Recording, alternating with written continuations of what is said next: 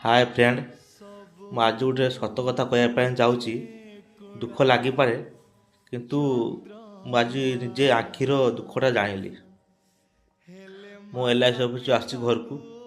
ଆସିଲା police traffic ପାଇଁ ଠିଆ ହେଇଛି, ମାନେ ଆଇଟି ଛକରୁ ଆସିବି ଆଉ। ମୁଁ ଠିଆ ହେବା ରାସ୍ତାରେ ଠିଆ ହେଇଛି ଟ୍ରାଫିକ୍ ପାଖରେ। ଗୋଟେ ବୟସ୍କ ଲୋକ ବୁଢ଼ା ବୁଢ଼ୀ ରାସ୍ତା କ୍ରସ୍ କରିବେ। ମୁଁ ତ ଅନଥାଏ, ସେ ଆଗ ପଛ ହେଉଛନ୍ତି, ଆଗ ପଛ ଗାଡ଼ି ଆସୁଛୁ, ଆଗ ପଛ ହେଉଥାନ୍ତି, ଆଗ ପଛ ହୁଅନ୍ତି। ତାପରେ ମୁଁ ନିଜେ ଗାଡ଼ି ଠିଆ କରିକି ମୁଁ ଗଲି ତାଙ୍କ ପାଖକୁ। ମୁଁ କହିଲି, ମାଉସୀ ଚାଲ ମୁଁ ପାଳି ଦେବି। ସେ କହିଲେ, ନା ଛୁଆ ଯା, ମୁଁ ପଳେଇବା ଆମେ। ମୁଁ ଭାବିଲି ସେ ଡରୁଥାନ୍ତି। ମୁଁ କହିଲି, ମାଉସୀ ତମେ ମୋ ମା ସମାନ ଲୋ, ମଉସା ତମେ ମୋ ବାପ ସମାନ ଲୋ, ଆଉ ଚାଲ ମୁଁ ତମକୁ ପାଳି ଦେବି। ଯେତେବେଳେ ଏ କଥା କହିଲି, ତାଙ୍କର ଟିକେ ସାହସ ହେଇଗଲା। ଭାବିଲି ତ ବାପ ସମାନ କହିଲା, ସାହସ ହେଇଗଲା। ଆଉ ତାକୁ ନେଇ ପାଳି ଦେଲି। ମାଉସୀ ଘର କେଠି? ନା ମାଉସୀ କହିଲା, ଆମ ଘର ତାହାଳିଆ, ବରଞ୍ଚିଂ ତାହାଳିଆ ତାଙ୍କ ଘର। ଆଉ ମୁଁ ଏଠି କିଛି କରୁଛି କି?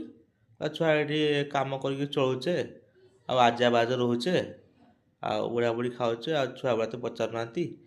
ମୁଁ କହିଲି, ପୁଅ ଝିଅ? କହିଲେ, ପୁଅ ଗୋଟେ ସେ ଚେନ୍ନାଇରେ ଅଛି, ଆଉ ଝିଅ ଗୋଟେ ହେଇଥିଲା, ସିଏ ବାହା ଦେଇଛି ତାକୁ। ଆଉ ପୁଅ ଚେନ୍ନାଇରେ ଅଛି, ସେ ଚେନ୍ନାଇରେ ବାହା ହେଇଯାଇଛି, ଆଉ ବାପା ମା ପାଖକୁ ଆସୁନାହିଁ। ବୁଢ଼ା ବୁଢ଼ୀ ନିଜେ ଚଳୁଛନ୍ତି, ନିଜେ ଖାଉଛନ୍ତି। ଦେଇକି, ମାଉସୀ କିଛି ଖାଇଲନି ନା? ନା ଛୁଆ ଖାଇନି, ଆଉ ଗନେ ଖାଇବା, ମାର୍କେଟିଂ ଖାଇବା ଆଉ। ମାନେ ମୋ ଦୁଃଖ ନାଗୁଥାଏ। ମୋର ସବୁ ଭାଇମାନଙ୍କୁ ଅନୁରୋଧ, ଆଉ କେହି ବାପା ମାଆକୁ କେହି ଅଲଗା କରନ୍ତୁନି, କେହି ବାପା ମାଆକୁ ଦୂରେଇ ଦିଅନ୍ତୁନି। ଯେତେବେଳେ ବାପା ମା ବୟସ ହେଇଯାଉଛୁ, ତାଙ୍କୁ ଦୂରାନ୍ତୁନି, ତାଙ୍କୁ ପାଖ ରଖନ୍ତୁ, ତାଙ୍କ ସେବା କରନ୍ତୁ, ତାଙ୍କୁ ଖାଇତେ ଭଲ ଦିଅନ୍ତୁ, ଭଲ ପିନ୍ଧି ଦିଅନ୍ତୁ, ଭଲ ନାନ୍ତୁ, ତାଙ୍କ ମନ ଖୁସି ରଖନ୍ତୁ।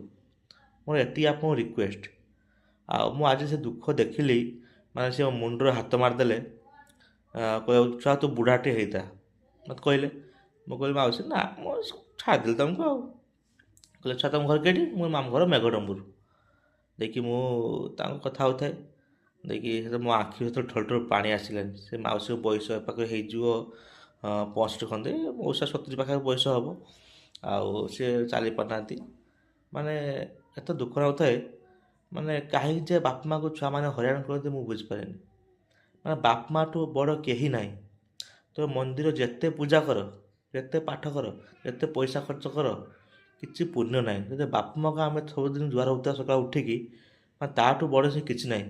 ଆଉ ବାପା ମାଆ ଭଲରେ ଖାଇଦେବା, ଭଲରେ ରଖିବା, ଭଲରେ ପିନ୍ଧେଇବା, ଭଲରେ ଖୁଆଇବା, ଭଲରେ ବୋଲେଇବା, ପିତା ମାଆଠୁ ବଡ଼ କେହି ନାହାନ୍ତି।